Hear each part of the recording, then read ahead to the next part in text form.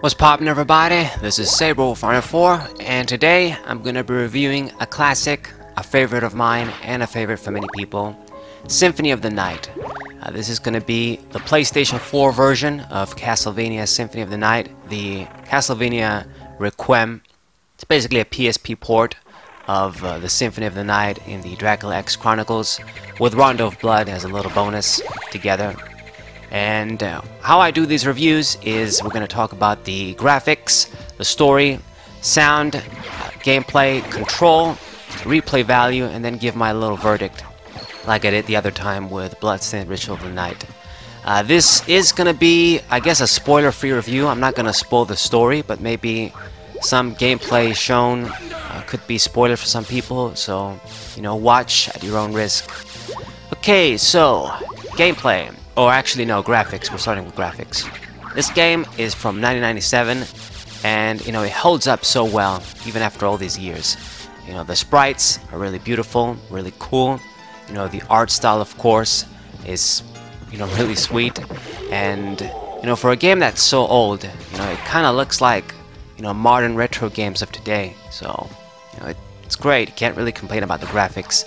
There's a lot of cool areas. Some of the areas do look kind of, I guess you could say, the same, but you gotta keep in mind this is classic Castlevania. The whole game takes place in a castle, so, you know, a lot of the areas, of course, they're gonna look like you're just inside a castle. You know, pretty simple. So, graphics, you know, I can't really say anything bad about them, to be honest. Alucard, the main character, looks awesome. And, you know, you can do stuff like get a specific weapon, get a specific accessory cape, so you can change his cape around, do little things like that.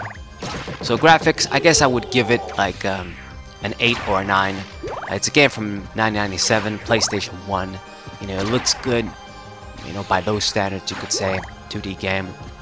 Right. Next up in sound, this is pretty easy. Sound, I would give a 10 out of 10 for sure. This game's soundtrack is really famous, really fantastic. It's one of the best, you know, video game soundtracks, period, not just Castlevania. A lot of the tracks in here are pretty much hits in my eyes. You know, the whole soundtrack is great, but when you have like half the songs, you know, hits by themselves, you know, it's awesome. A lot of the music, a lot of the songs in this game, I, you know, sing aloud and just sing in my head, you know, hum to them every now and then. You know, it's just a great soundtrack. You know, I listen to it frequently. You know, a lot of the songs. You really can't go wrong with the music in this game. When it comes to other sounds, like the sound effects, it's nothing really spectacular. Maybe there could have been a little bit more variety, I guess, with you know, weapon attacks and sounds. You know, the enemies too, when they die and stuff. There's a lot of different sounds. Nothing really spectacular, but once again, you know, PlayStation 1, 1997. You got to keep that in mind. And in the sound, I'm going to do the voice acting too. Now, this is the PSP port of Dracula X Chronicles, like I've said, so the voice acting is the newer voice acting they did for the game, because the one for the PlayStation 1, the English one, wasn't the greatest. I mean, there's a lot of memes, you know, from the old voice acting, but I prefer the new voice acting, to be honest. The new voice actors, especially for Alucard and the other characters too. You know, I was born in 1994. I didn't play this game when I was 3 years old, when it came in 1997 in the West. I basically got introduced to this game through, you know, Chronicles. I knew about the game, I knew how good it was, how famous it was, and the Chronicles game on the PSP, you know, was my gateway to play this game. So I prefer the voice acting. It's great, to be honest. You know, Alucard sounds a lot cooler. You know, kind of that effeminate voice, like a bad motherfucker that's smooth. That's the best way I can describe it.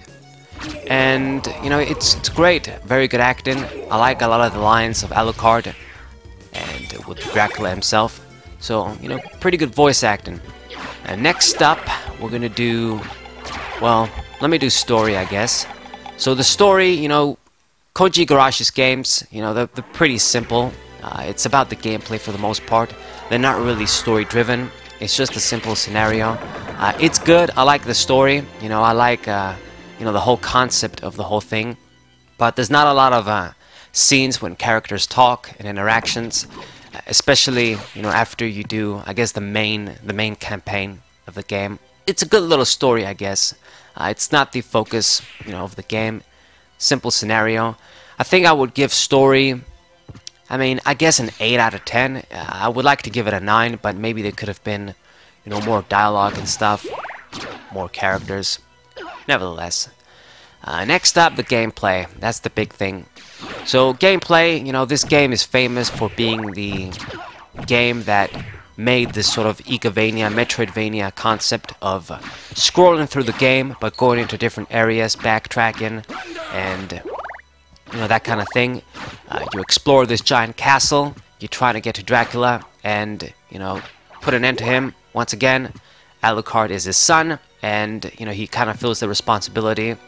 You go around, you beat monsters, you level up, you know, RPG mechanics. There's a lot of loot, a lot of weapons, armor, accessories for you to equip.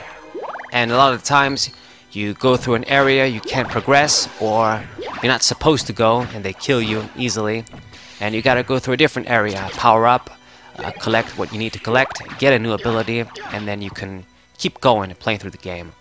A lot of his abilities include stuff like transforming into bats, you can fly, you know, double jump, stuff like transforming into a wolf, this sort of high jump that I just did, and stuff like that, so you can go through areas that you couldn't do before.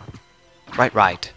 Now, some, I guess, flaws I could say about the gameplay and the design is that, you know, the RPG level up system is not exactly the greatest. You're gonna go through the game, kill a lot of monsters, and eventually by the time you go through a certain area, you're too strong, and the monsters that you kill don't give any experience, so that can be kind of annoying. There's a lot of enemies that, you know, there were bosses maybe from the first castle, and they're not gonna give you any experience once you kill them. You know, they're kind of weak, even though they have a good HP. Another minor thing that's more of a nitpick, but it is an annoyance, is that the map, the way it works, there's some areas that you know you walk through or you fly to, and then the map doesn't register that you went through the area. So it's kind of annoying if you want to 100% the map of the game. You know, but other than that, you know, the gameplay is great. Of course, it's fun. It's basically the foundation for all of the other Metroidvania / Igavania style games that came after it, you know, that still copy this sort of formula today. So, obviously, gameplay, I gotta give it a 9 out of 10. So next up is control. Koji Igarashi, the director for this game, is always adamant about the control of the main character. And, you know, Alucard controls fine, you know, pretty simple controls. I believe you can assign the buttons in the options menu too, so if you want to change things up, I believe you can. Don't quote me on that. I believe you can't do that, and there's a lot of ways to move fast, you know, with the shield dash, you know, speedrunners like to do. You know, you have a lot of options late game as you get certain abilities. You can fly, you could high jump.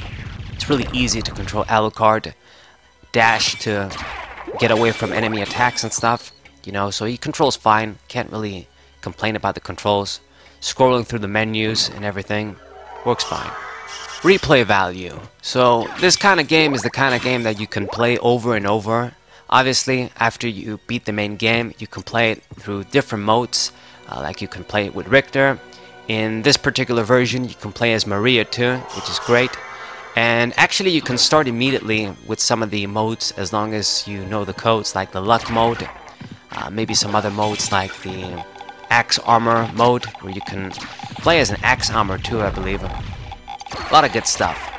So a lot of replay value. Like if you want to do like speedruns for this game, it's actually a great game to speedrun. You can mess around with the game-breaking bugs and glitches and a lot of stuff like that. I never, you know, experimented with stuff like this, but you can find out about them online through speedrun channels and what have you. So this game, definitely a lot of replay value. Like if you want to get all of the loot from all of the enemies, if you want to 100% the map, you know, level up the character to 100%. There's a lot of stuff you can do. You can play it over and over again. The music is fantastic. You can listen to it all day. It's just excellent replay value. I gotta give this game like a 9 out of 10 for replay value. So final verdict. I'd give this game a 9 out of 10, maybe 9.5 out of 10. You know, it really is just close to a perfect game. Just a bunch of minor nitpicks and a bunch of stuff that they, couldn't control maybe back then too well. But for a game from 1997 to still be so awesome and still inspire for other games to get created, like all of the 2D Castlevania, Metroidvania games, of course, it's a masterpiece kind of a game, one of the best games of all time, and definitely one of the top games for the PlayStation 1 for sure. So, of course, I recommend for anyone that's interested in 2D RPG adventure games like this one, to check it out. More than likely you already have, if you're a fan of Castlevania, and if you're a fan of Metroidvania, Castlevania style games, you probably played this already. But for anyone that hasn't, I seriously recommend you try it out. The best version right now is probably for the PlayStation 4, the Requiem. You can play it on the big screen. You get Rondo of Blood as well. It's pretty cheap. You can get it for like £15. I think it was an offer too. I got it for £8 during the Christmas period, and they usually have like a Halloween discount too, from what I understand, for these kinds of games. And there's the Dracula X Chronicles version for the PSP. That's another one. Of course, the PlayStation 1 version. I think Xbox Live, they have their version. The PlayStation 3, you can download this over there too. There's a bunch of ways the game is distributed.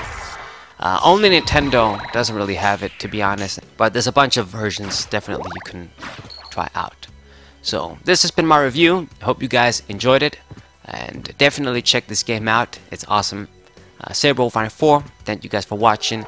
Subscribe to the channel for TCG stuff. Sometimes I do these sort of off videos, but this is a Pokemon TCG channel primarily. Keep that in mind. But hope you guys enjoyed. Saberwolf94, and what's up? What's poppin', everybody? This is Saberwolf94, and today I'm gonna be reviewing a classic, a favorite of mine, and a favorite for many people, Symphony of the Night.